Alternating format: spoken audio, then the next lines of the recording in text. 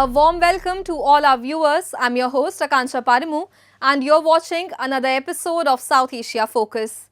Let's begin the show. India and Bhutan share a timeless bond rooted in history, spirituality and mutual trust. Through decades of friendship and shared values, the ties between the two nations remain steadfast. Prime Minister Narendra Modi's recent visit to Bhutan reaffirms this enduring partnership, strengthening cooperation in culture, connectivity and development. India and Bhutan share more than borders. They share a timeless bond of history, culture and friendship built on mutual respect, trust and a shared vision for progress. As the Buddhist kingdom hosts the Global Peace Prayer Festival, conceived by His Majesty the King of Bhutan, the event stands as a universal call for harmony and compassion, reflecting Bhutan's rich spiritual legacy and the enduring Buddhist values uniting both nations. Prime Minister Narendra Modi, attending as the special guest, joined the sacred Kala Chakra initiation ceremony, marking Bhutan's spiritual celebration and honouring the 70th birth anniversary of the 4th king, Jigme Singye Wangchuk, a moment symbolizing the deep, spiritual and enduring India-Bhutan friendship.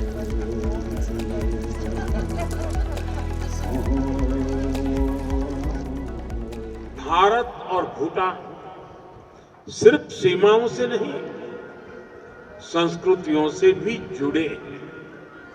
हमारा रिश्ता values का है, emotions का है, piece का है, progress का है। 2014 में प्रधानमंत्री पद की शपथ लेने के बाद मुझे अपनी पहली विदेश यात्रा में भूटान आने का अवसर मिला था। मैं आज भी उस यात्रा को याद करता हूं तो मन भावनाओं से भर जाता है। Prime Minister Narendra Modi joined His Majesty the King of Bhutan in paying homage and seeking blessings from the sacred relics of Lord Buddha, enshrined at the Grand Quenre Hall in Tasi Chudzong. The revered relics, sent from India as a special gesture of friendship, honor the birth anniversary of His Majesty the 4th King and the Global Peace Prayer Festival, a profound tribute to the shared spiritual heritage that unites India and Bhutan. Prime Minister Modi is a spiritual master. So he's come here as a leader of India, a political leader of India. But as far as I'm concerned, like my elder brother is here as a spiritual master to offer prayers along with us for global peace. India has been Bhutan's steadfast development partner, contributing to transformative projects in infrastructure, hydropower, education and healthcare, driving Bhutan's progress and deepening bilateral cooperation. During his visit, Prime Minister Narendra Modi inaugurated the India-supported 1020 megawatt Punat Sangchu 2nd hydroelectric power project, a landmark initiative that will boost Bhutan's hydropower capacity by nearly 40%, strengthening energy security and symbolizing the shared vision of sustainable growth between the two nations. It's a large power generating plant, and the power produced from the plant will be used by people of Bhutan, and surplus power will be exported to India.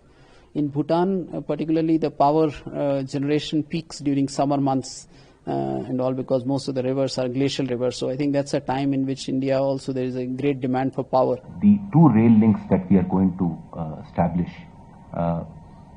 connecting Banarhat in West Bengal to Samse and Kokrajhar in Assam to Gelefu. This is a mega project. It will cost over 4,000 crore.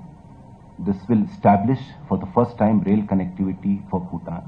It will provide access to vast Indian rail network, and it will enable Bhutan to export easily, access the vast Indian market and even beyond. through these rail links. Prime Minister Modi's visit to Bhutan beautifully reaffirmed the enduring friendship between the two nations, a partnership rooted in shared spirituality, mutual respect, and a vision for sustainable progress. Aligned with India's Neighbourhood First policy, the visit underscores New Delhi's commitment to fostering peace, prosperity, and deeper regional cooperation with Bhutan.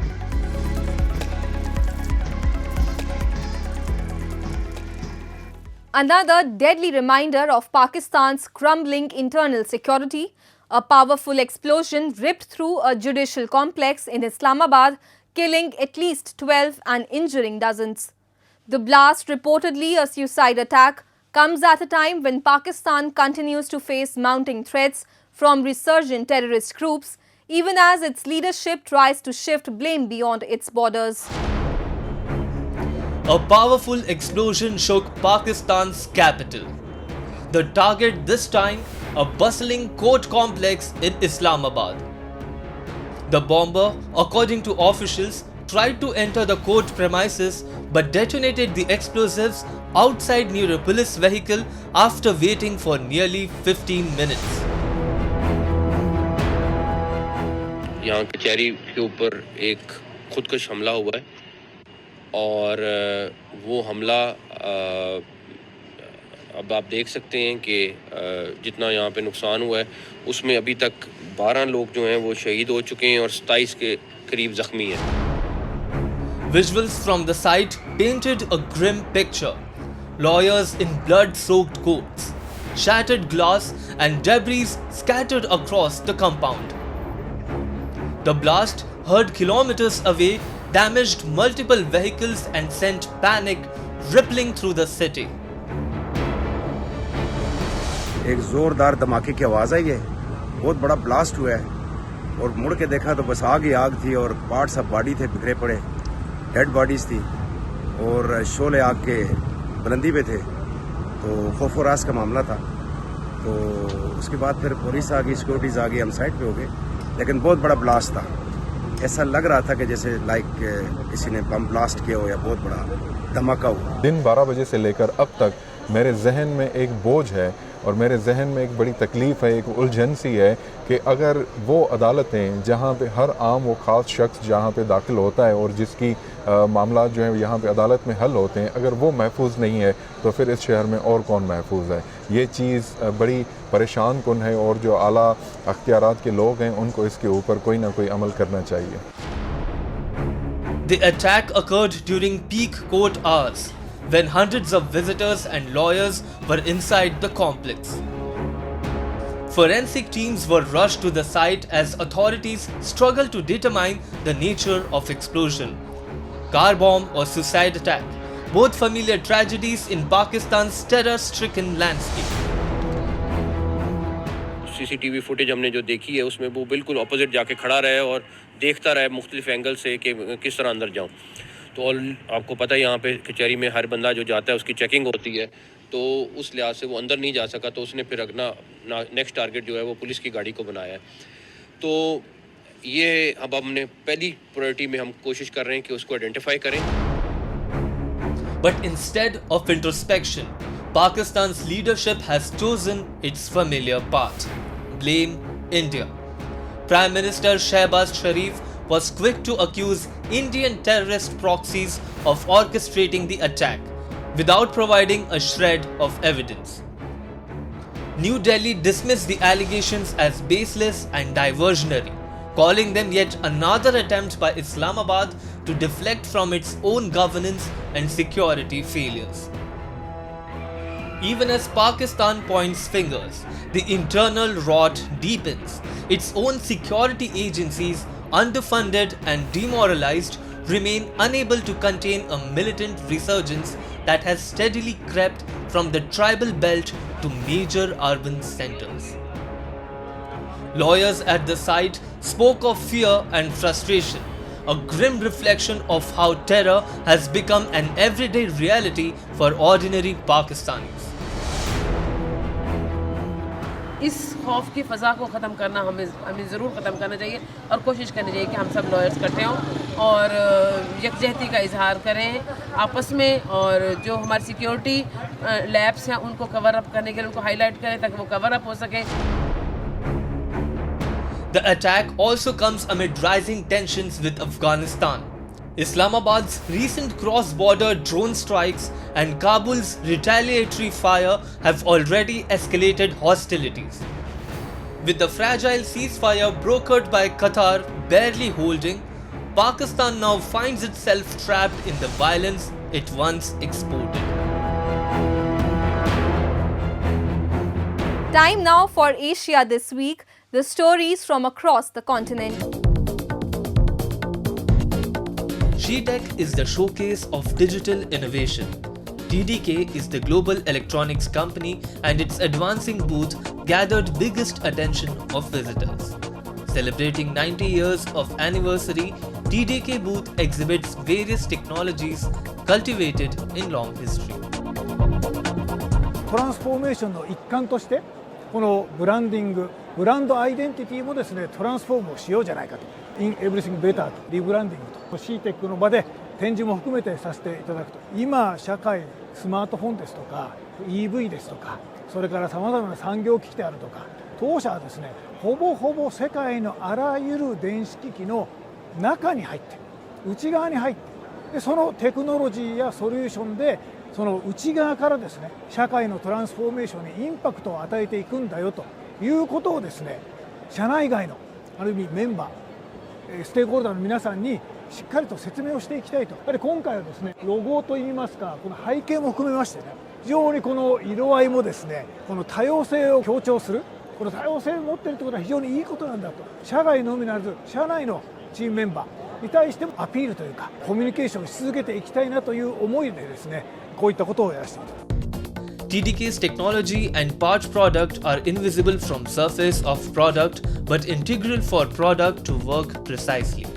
It is highly admired and incorporated to global consumer products. TDK declared in Everything Better with new brand. TDK's development has started from a ferrite technology. TDK's transformation will never stop to develop better industrial field. With just 4 months left before the country goes to polls to conclude the transition period, the youth of the Himalayan nation are demanding new faces on the ballot and in the parliament. The Gen Z-led uprising on September 8 and 9, which sparked a wave of change across the country, now seeks a safe and meaningful outcome through the upcoming elections. The two-day protest, which claimed the lives of at least 74 people and forced then-communist leader KP Sharma Oli to step down, led to the dissolution of parliament and the formation of an interim government. The use of lethal force sparked outrage, prompting Home Minister Ramesh Lekhak to resign, though Prime Minister Oli refused to step down. With parliament dissolved and elections scheduled for March next year, Nepal is navigating a challenging yet hopeful path towards political stability. The youth, who were the driving force behind the wave of change, now hope that a new leadership will steer the nation towards lasting stability. Big Motorcar Exhibition, Japan Mobility Show, was held in Tokyo, gathering more than 510 companies' participation. It highlighted motorbike giant Yamaha Motors' booth. CEO Motofumi Shitara declared Yamaha motor policy is to create deep satisfaction and excitement. It has cultivated craftsman spirit in 70 years of experience. モトロイドの開発プロジェクトは人とモビリティの新たな関係を探るためその概念実証を目的にスタートしました。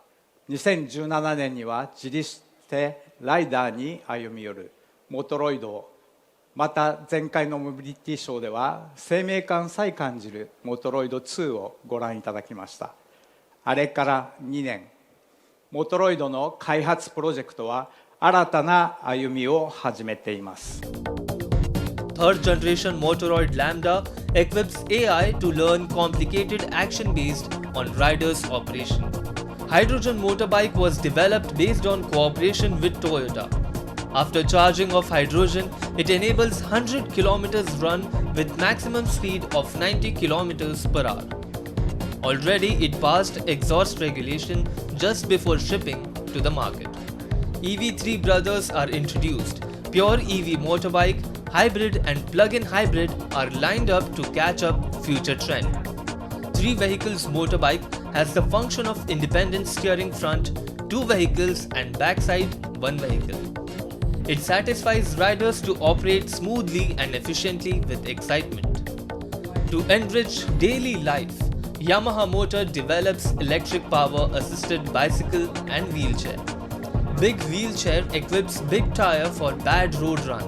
Smart wheelchair is available to be customized for city area run or suburb run.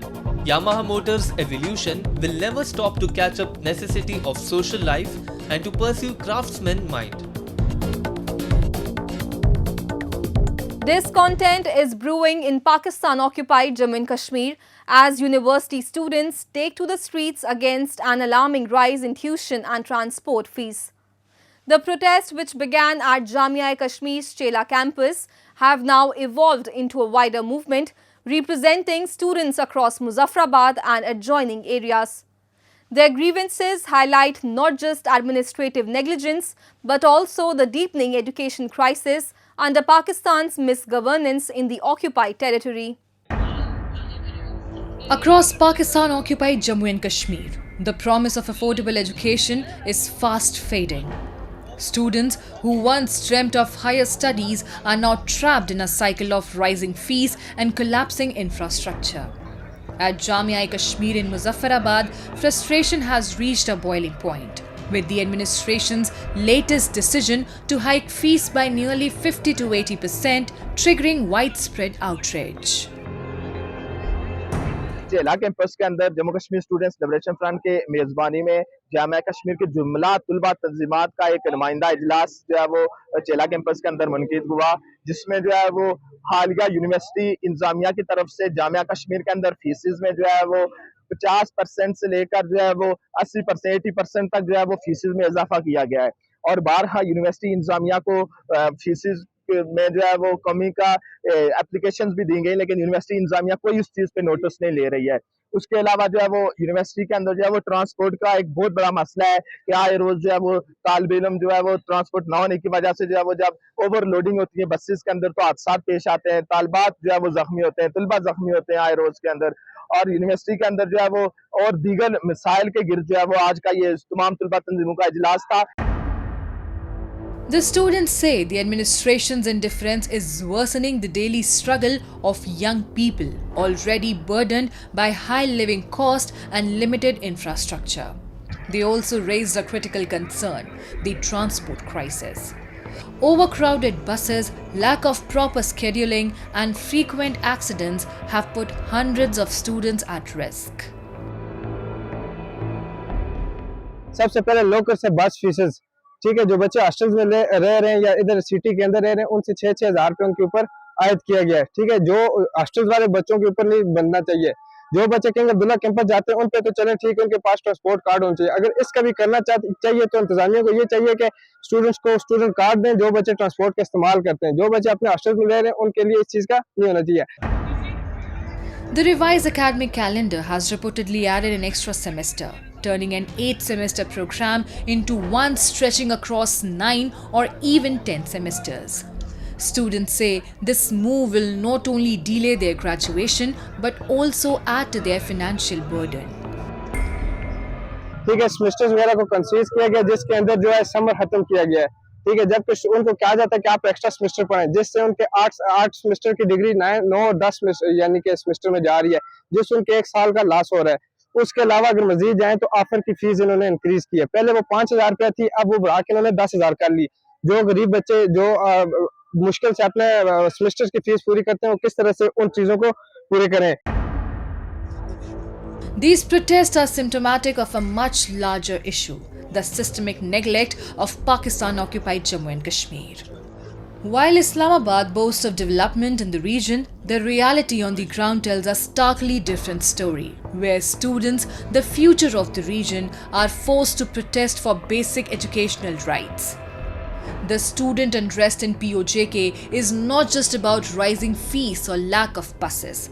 It's a reflection of a generation's frustration under an administration that continues to ignore their voices.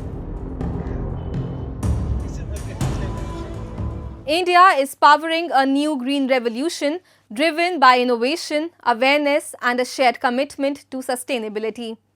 As the nation cuts carbon and expands renewable energy, solar and wind are no longer dreams of tomorrow but realities of today. The Renewable Energy India Expo captured this spirit, uniting innovators and citizens in the journey toward a cleaner, self-reliant Bharat. India is not just meeting its energy needs, it is leading the global march towards sustainability. Every solar panel, every breakthrough, and every bold idea mirrors the nation's vision of growth powered by responsibility. The Renewable Energy India Expo became a vibrant showcase of this spirit, where innovators from across the country unveiled cutting-edge solar solutions, smart battery systems, and eco-friendly technologies, all illuminating India's growing confidence in a cleaner, greener future.